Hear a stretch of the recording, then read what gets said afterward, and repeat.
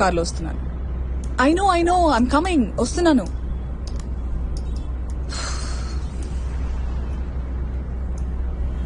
రేపు పెళ్లి పెట్టుకుని ఎక్కడికి బయలుదేరారు? అది ఫ్రెండ్ కి ఇన్విటేషన్ ఇద్దామని చెప్పి. బా, పెళ్లి లాస్ట్ మినిట్ వరకు కూడా ఇన్విటేషన్ ఇచ్చేట్టున్నారుగా.